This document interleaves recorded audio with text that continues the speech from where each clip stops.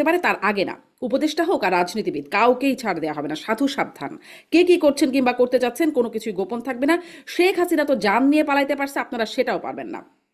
তারপরের অংশটা অনেকটাই মানে বলার মতো না। কিন্তু এই যে শেখ হাসিনা জান নিয়ে পালাইতে পারছে, আপনারা পারবেন না, আপনারা কারা কাদেরকে থ্রেট দিচ্ছে জুলাই সনদ বাস্তবায়ন না হলে? কাদের উপরে এই থ্রেটটা, হুমকিটা? দেখেন, মাসুদ ভাইকে যেটা জিজ্ঞেস করছিলেন যে আওয়ামী লীগের আসলে লাভ ক্ষতি কি নির্বাচনটা হুম। বানচাল করলে। আওয়ামী লীগ আসলে কি চায়? আওয়ামী লীগ চায় হচ্ছে বর্তমান সরকারকে আন্ডারমাইন করা যে কোনো মূল্যে। হুম। যে গণ অভ্যুত্থানের পরে বাংলাদেশ, তোমরা আসলে কি পাইলা বাংলাদেশিরা? তোমরা আসলে কি পাইলা? ইউনূস সরকার পাইলা তো, যে আসলে একটা নির্বাচনই করতে পারে না। তাহলে আমি না হয় ধরো ডামি নির্বাচন করছি, রাইতের নির্বাচন করছি, বা নির্বাচন তো করছি।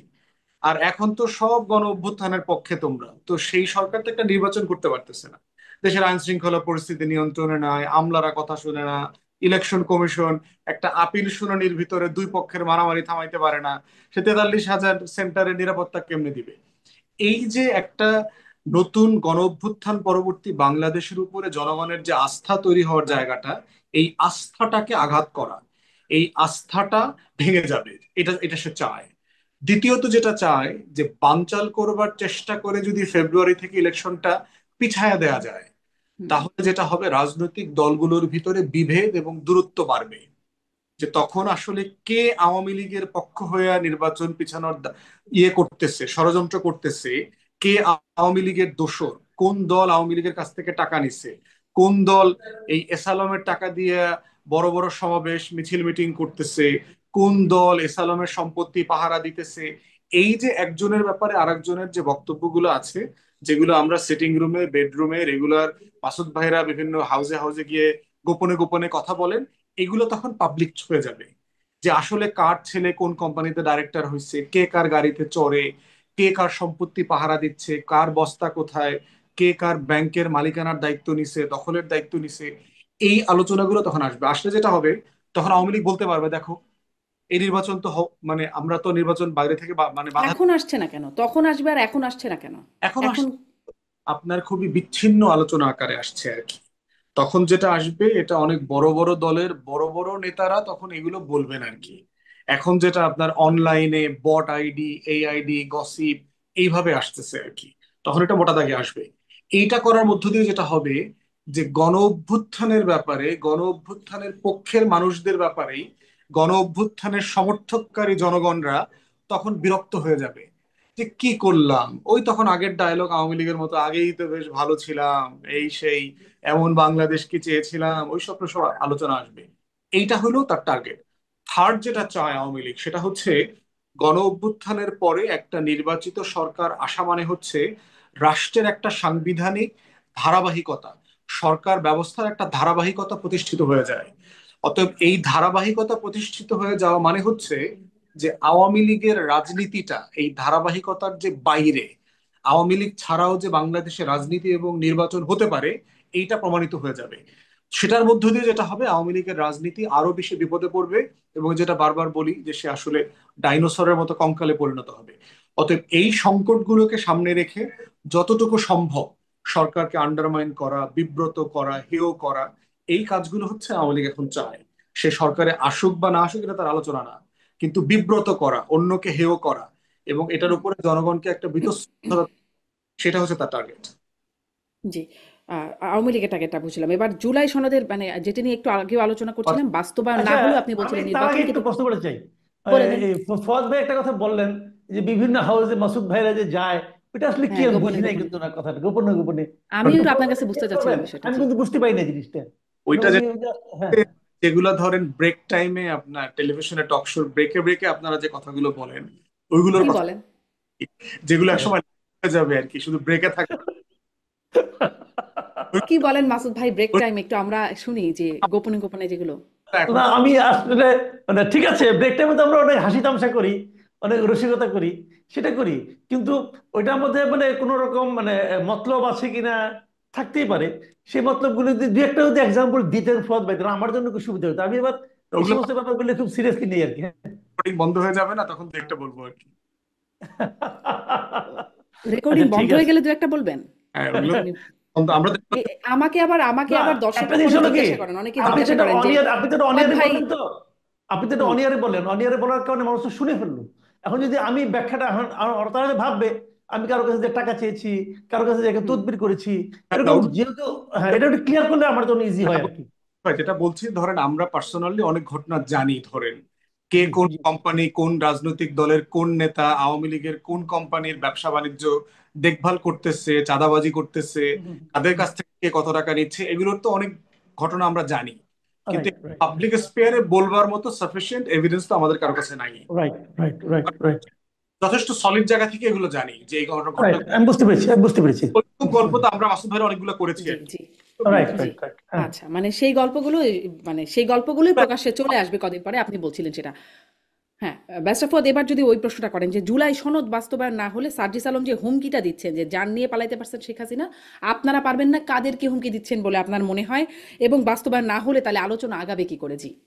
দেখেন, মানে এই পার্সোনাল স্টেটমেন্টে বকডাউন হওয়া জরুরি না। মাসুদ ভাই একটা গুরুত্বপূর্ণ কথা শুরুতে বলছেন, সেটা হচ্ছে যে সকল রাজনৈতিক দল পিয়ার চায়, হুম। যে সকল রাজনৈতিক দল আপনার এখনই গণভোটের মাধ্যমে এটার বাস্তবায়ন চায়, যে সকল রাজনৈতিক দল আমরা যারা এখনই এটার বাস্তবায়নের ব্যাপারে ফরমান প্রোক্লামেশন জারি করার কথা বলছি, হুম। সংবিধান নাই অথবা আছে যে বিতর্কটা আছে, এটা তো একটা তর্কটা তো আছে, দাবিটা তো আছে, রাজনৈতিক দাবি, এবং এই দাবিটা থাকা তো অন্যায্য না, যে দলই এই দাবিটা করুক না কেন।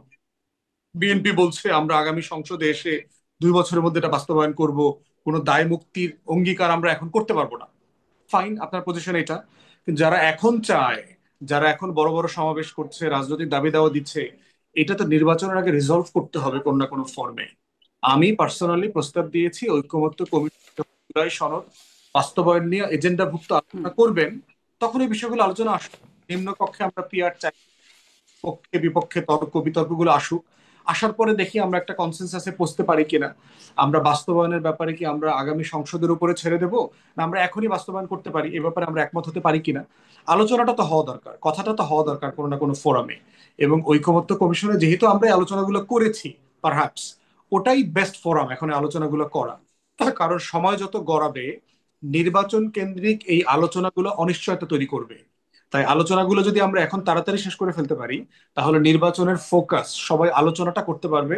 নির্বাচন কমিশনের সংস্কার, চ্যালেঞ্জ, বাস্তবায়ন, ভোটারদের বাস্তবতা যেগুলো আছে, এগুলো নিয়ে আমরা তখন একটা ফোকাস আলোচনা করতে পারবো।